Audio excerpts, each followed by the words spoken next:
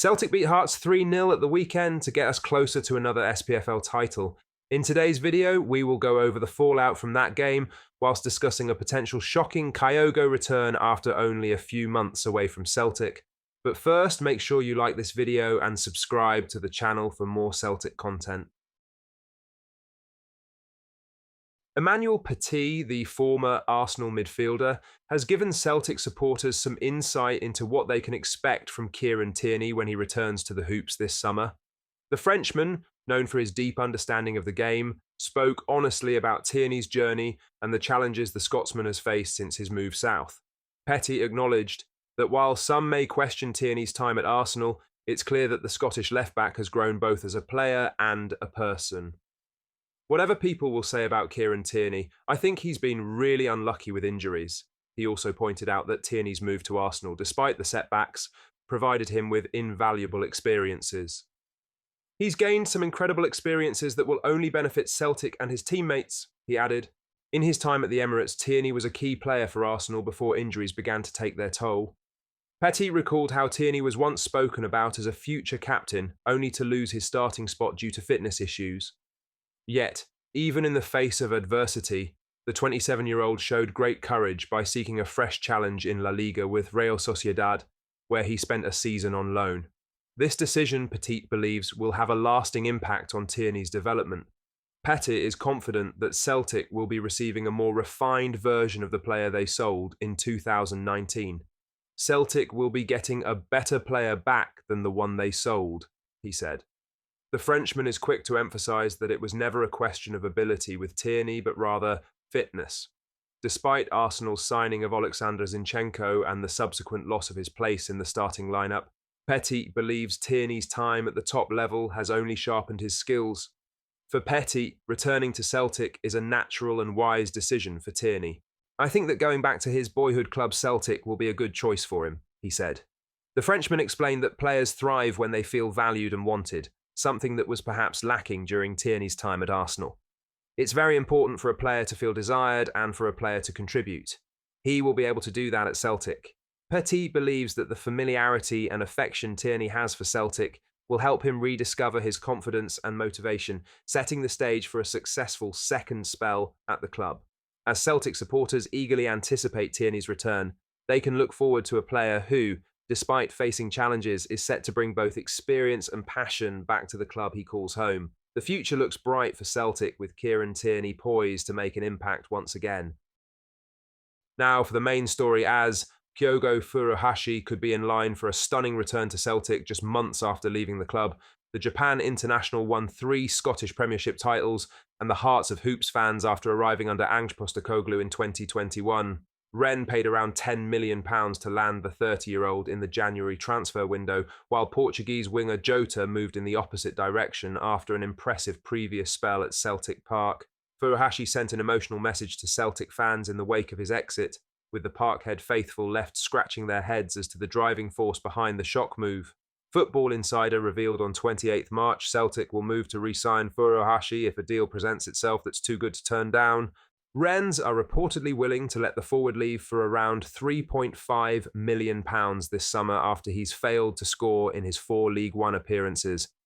Aberdeen's former chief Keith Wyness, who served as CEO at Pittodrie between 2000 and 2004, had lengthy spells as the chief of Everton and Aston Villa, and now runs a football consultancy advising elite clubs, revealed he would be surprised if Furuhashi doesn't return to Celtic Park this summer. The Japanese registered 85 goals and 19 assists in 165 appearances for the Scottish champions before completing his move to France.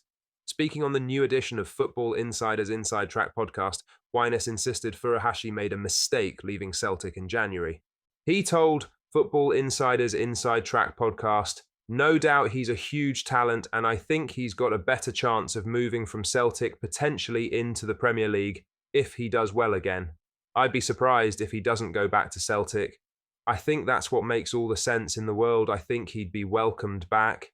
I think he's made a mistake, and I think often, if you're lucky, it's only half a season that you've had to learn that you've made a mistake. I suggest he goes back to Glasgow, gets himself sorted out, and now kicks on after that." In some other news, in recent weeks, Brendan Rodgers has made the decision to reintroduce Celtic defender Mike Nawrocki into the team, starting with the high-pressure Glasgow derby before the international break. The decision has sparked plenty of interest among fans, and Rodgers has opened up about why he felt it was the right time for Nawrocki to return to the starting end. Rodgers explained that when possible, he prefers having a left-footed centre-back on the left side of defence. That allows you to get through the pitch quicker and have more speed playing forward, he told BBC Sports Sound. However, with Liam Scales unavailable and Austin Trusty still not quite ready to feature regularly, Rodgers felt no hesitation in selecting Nawrocki. While Rodgers is always clear about his desire to select the best 11 players, he acknowledged the strong competition for places in the Celtic defence this season. For a lot of our season, Cameron Carter-Vickers, Austin Trusty and Liam Scales have been outstanding, Rodgers said. This trio has, for the most part, formed the backbone of Celtic's defence, making it difficult for Nawrocki to break into the starting 11. Despite the competition, Rodgers had nothing but praise for Nawrocki's attitude. What you've got to give him huge credit for is every single day in training his mentality to work, his endeavour, the responsibility he's taken to work and be the best he can be, Rodgers remarked. It's clear that Nawrocki's commitment to improving and staying ready for an opportunity has been a key factor in his return to the team. With a few solid performances under his belt, Rodgers is confident in Nawrocki's ability to continue playing a role in the team moving forward. He's done really well, he's had a couple of weeks and then we will see, said the Irishman. As Celtic prepare for the business end of the season, Nawrocki's professionalism and readiness could prove to be an asset as the Hoops pushes for a domestic treble. In some other news, Celtic returned to winning ways in emphatic fashion on Saturday with a 3-0 victory over Hearts at Celtic Park. However, the performance has somewhat gone under the radar, especially given the significance of the result after the disappointing Glasgow derby defeat before the international break. BBC Radio Scotland's Alan Preston was quick to highlight just how dominant Celtic were in Glasgow. Speaking on the Scottish Football podcast, Preston emphasised that despite Hearts' early opportunity through Kenneth Lewis-Neilson, Celtic were in complete control from that moment on. They had the chance for Neilson, really good save in the first 15, and then after that it was all Celtic, Preston said. I think Neil Critchley would be quite thankful that he got out with only 3 because it could have been more. Celtic's attacking play was relentless, and they could have added to their tally if they had been more clinical in front of goal. The Hoops created numerous opportunities, particularly in the second half, but failed to convert them all. That said, 3 goals at Celtic Park is no small feat, and the victory keeps Celtic firmly on track to secure a 55th league title. It really could have been more, Preston added. Celtic missed chances in that first half and some in the second. They weren't as clinical, but they deserve 3 points. For Hearts, it was a humbling afternoon. Neil Critchley's side struggled to contain Celtic's intensity and will now have to regroup ahead of their next match against Dundee United.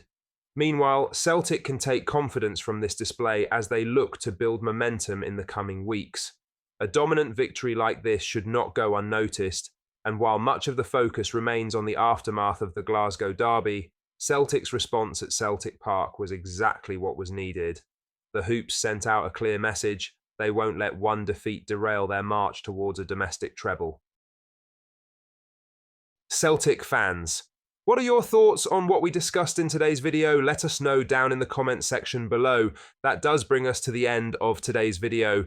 Make sure you hit the like button and subscribe to the channel for more Celtic content. Thank you,